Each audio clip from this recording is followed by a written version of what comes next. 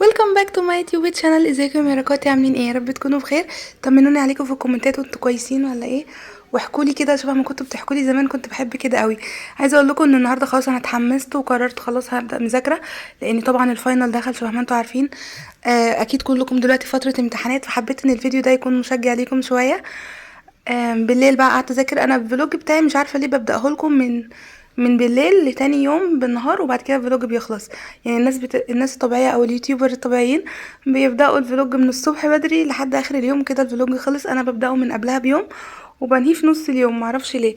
بس يعني المهم ان هو يكون يحمسكوا شويه ان انتوا تبداوا مذاكره وتشوفوا وراكوا ايه، وما تيأسوش ابدا ولا تحبطوا ولا تحسوا باي ان احساس ان انتوا متاخرين ومش هتلحقوا، وانه لو كنتوا عايزين تنجحوا كنتوا بداتوا من زمان واللي ذاكر ذاكر والكلام ده. لا، ابداوا في اي وقت، حتى لو دلوقتي حالا ابداوا دلوقتي حالا، ما يهمكوش خالص.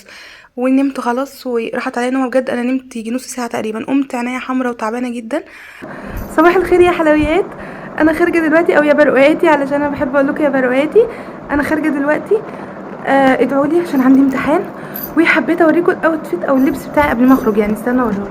لما بكون مضغوطه قوي وحاسه ان انا نفسيتي تعبانه من الامتحانات او المذاكره او طلبات البيت او ايا كان، او الحاجات اللي ورايا، بحب دايما ان انا البس كده حلو واتشيك. فكنت حابه قوي الستايل الخليجي، انا طول عمري بحبه يعني. رحت لابسه فستان عادي، البينك بتاعي ده فستان تالت بينك غير الفستانين اللي صورته لكم قبل كده في الفلوجات اللي فاتت. وحطيت عليه العبايه والطرحه بتاعتي والنقاب والشنطه. انا في حاجه عايزاكم تلاحظوها، بس انا مش عارفه ازاي انتوا مش ملاحظينها لحد دلوقتي، ومش هعرفها لكم غير اما تلاحظوها. انتوا حرين بقى. لو العبايه اتفتحت اوكي، لو اتقفلت اوكي برضه. بحب قوي شكل الستايل الخليجي ده، مش عارفه كده بحسه كده كيوت قوي وحلو قوي. والعبايه انا بجيبها من على النقاب من هنا لما بيكون فيه هوا، علشان ما يطيرش النقاب لانه بيطير وبلاقي وشي باين في الشارع في نص الشارع. فيعني وخاصه في العربيه كمان او كده. فبس انا لابسه فستان خروج تحت، فستان طويل لحد تحت، والكوتشي اللي كنت جايباه من شي ان وهحط لكم صورته كنت موريه لكم قبل كده. الشنطه دي بتتزحلق كتير قوي مستفزه، بس مش عارفه حسيت ان انا حابه البسها النهارده. يلا عشان ما اتاخرش، وهحاول اصور لكم بقى بقيه الفلوج.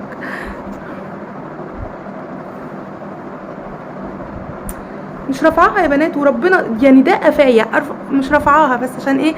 الكومنت اللي جالي على الفيديو اللي فات ان انا رافعه الكحكه بتاعتي وعاملاها كأسنمة البخت والكلام ده ما حصلش، وانا اصلا ما بحبش الشكل ده وبيصدعني. فانا عاملاها على الاخر كمان يعني، وهتحرر اكتر في الشمس وكده، بس انا ما بحبش ارفع شعري اصلا يعني. وكنت عايزه اقول ايه تاني؟ آه لو حاجه مضايقاني تانية، في حاجات اصلا مضايقاني كنت حابه اتكلم فيها، بس اقولها لكم فويس اوفر احسن. فويس اوفر. ادعوا لي انجح في الامتحان. باي باي. ده الهوا اللي كنت بكلمكم عليه. سبحان الله، لسه بتكلم وبعمل حسابي على الهوا، نزلت لقيت عاصفة هوائية فظيعة، يعني رياح مش طبيعية. فكويس ان انا كنت لابسه العبايه على الفستان. كنت خايفه اصلا البس الفستان لوحده علشان مفيش حاجه تبان او كده. فالحمد لله ان انا لبست كده، بطمن كده ان انا ابقى لابسه الفستان ولابسه اللبس كامل ولابسه عليه. المهم انا وصلت الجامعه وجبت لي عصير. طبعا ما اعرفش اخش الامتحان غير اما يكون معايا عصير او قهوه او ايس كوفي، اي حاجه اشربها كده وانا بحل. بتديني نفس ايحاء ان انا لسه بذاكر، او ان انا مطمنه وهاديه وكاني في البيت، وما ضايقش نفسي خالص وما اتوترش وما اتعصبش. المهم ان انا رحت الامتحان بدري، وده غير العاده بتاعتي، انتوا عارفين دايما انا متاخره. ففكرت ان انا معايا وقت، انا جايه بدري الامتحان يعني مش داخله لكم بعد نص الوقت ولا حاجه. فقعدت احل براحتي وبروقان، وانا اصلا بفهم بصعوبه جدا، فبقرا السؤال 3 4 مرات 5 6 عشان افهم اصلا معناه ايه.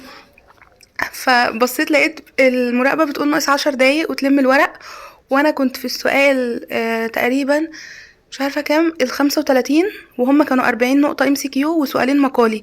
ف جريت بسرعه الحق اخلص بقيه الاسئله، وكنت سايبه كام نقطه كمان في الاول. المهم انا هنا خلصت الامتحان خلاص الحمد لله. وطبعا ما كنتش نايمه كويس وتعبانه، فكنت مهنجه جدا وعايزه اروح. المهم عايزه اقول لكم على حاجه ضروري ضروري تركزوا فيها، ان كلنا بلا استثناء سواء كبار في السن صغيرين متجوزين مش متجوزين في المدرسه لسه صغيرين خالص في ابتدائي او اعدادي او ثانوي او جامعه او دراسات عليا، اي حاجه في حياتنا بتقابلنا ضغوطات وتحديات ومشاكل بتبقى بالنسبه لنا هي اكبر حاجه، وكأن الناس كلها عايشه حياتها كويسه واحنا اللي لا بس في ضغوطات. لا، عايزاكم تعرفوا ان كلنا بنمر بنفس الضغوطات، بس بمختلف شكل الضغط على كل واحد فينا حسب حياته وحسب البيئه اللي هو فيها وحسب هو يستعد يستقبل ايه او قادر يستقبل ايه. ولازم تكونوا عارفين ان ربنا ما بيديش حد حاجه غير وهو عارف انه قادر يتخطاها. يعني الامتحانات الصعبه اللي انت فيها دي ربنا عارف ان انت قادره تتخطيها، وقادره تذاكري، وقادره تجيبي مجموع كمان، وقادره توصلي لحاجه حلوه في حياتك طالما انت قررت انك توصلي لها. بس كلنا مختلفين، يعني احتياجاتنا مختلفة، وقدراتنا مختلفة، وطاقتنا مختلفة، والحاجات اللي مرينا بيها مختلفة. الصعوبات كتيرة قوي اللي احنا تحديناها وقفنا في وشها وقدرنا نتخطاها وقدرنا نفوز على نفسنا فيها مختلفة. فما اقدرش اقول لكل واحدة انت المفروض تعملي كذا، لا، انت تشوفي نفسك انت عملتي ايه ودلوقتي قادرة تعملي ايه، وتقرري انت عايزة توصلي لايه، وتبداي تاخدي الخطوات لده، وما تيأسيش وما تحبطيش. كل ما تحسي ان انت تعبانه او خلاص جبتي اخرك من الضغط دوت، اهدي خالص، سيبي اللي في ايدك وروحي اتوضي وصلي ركعتين لله. اقعدي في خلوه مع ربنا شويه. استهدي بالله، صلي قيام ليل. حاولي ان انت توصلي لسلامك النفسي على قد ما تقدري. خلي صحبتك مع ربنا، ما تتعلقوش باي حد من البني ادمين، لان الدنيا كده كده فانيه هتخلص. بس اتعلقي بان انت تحققي الهدف اللي انت عايزه تحققيه، وبان انت تطلعي من الدنيا دي بحاجه عاملاها. ما تضيعوش وقت، والله العظيم الوقت هيعدي والزمن هيعدي، وهتندموا ان انتوا ضيعتوا الوقت من غير ما تستفادوا بيه. الامتحانات هتخلص وهتقولوا يا ريتنا كنا ذاكرنا. الفتره اللي انتوا فيها دي هتخلص وتقولوا يا ريتنا كنت اتصرفت التصرف الفلاني، كنت جيت على نفسي شويه وتعبت شويه واستحملت الضغط اللي عليا علشان اعمل الحاجه اللي انا عايزه اوصل لها دلوقتي. يعني مثلا انا لو بفكر بعد سنتين اعمل مشروع ما ينفعش ان انا استنى السنتين يعدوا وانا قاعده بلعب وبعدين اقول ايه ده المشروع ما اتحققش ليه، ما انا ما خدتش الخطوات ليه، ما حوشتلوش، ما بداتش ان انا اشتغل اصلا عليه، ما عملتش دراسه جدوى، ما عملتش اي حاجه. فعلشان كده لما حطوا الهدف اللي انتوا عايزينه وابداوا اشتغلوا عليه من دلوقتي، علشان بعد كام سنه لما تعدي تلاقوا ان انتوا حققتوا حاجه وعملتوا الهدف بتاعكم. وما تيأسوش ابدا. آه، وخلي عندكم ثقة ان لو ما كنتوش هتنجحوا في المكان اللي انتوا فيه ده، او في الصعب اللي انتوا فيه ده دلوقتي، ما كانش ربنا حطكم في المكان ده ولا الموقف ده ولا الوقت ده نهائيا. لان ربنا ما بيديش حد حاجة غير وهو عارف ان هو هيحققها وهيكون قادر عليها.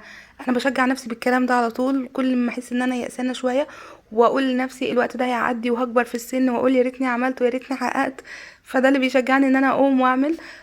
مش عايزاكم تكونوا بتضيعوا وقتكم على اليوتيوب بس، عايزاكم تستفادوا لما تتفرجوا على فيديو ليا او على اي حاجه، تستفادوا ان انتوا تقوموا تعملوا حاجه فعلا مفيده ليها لازمه. انا بحبكم جدا وبحب اصور لكم فيديوهات، وببقى مبسوطه قوي لما اي فيديو ليا بيفيدكم ولا بحاجه بسيطه.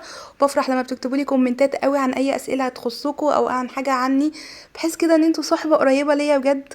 فربنا يخليكم ليا، متنسوش تكتبوا لي كومنت على الفيديو ده باي حاجه انتوا حابين تقولوها، وفي نفس الوقت وعرفوني اذا كان الكلام ده حمسكم شويه ان انتوا تعملوا حاجه مفيده في حياتكم ولا لا، واعملوا لايك وسبسكرايب للقناه.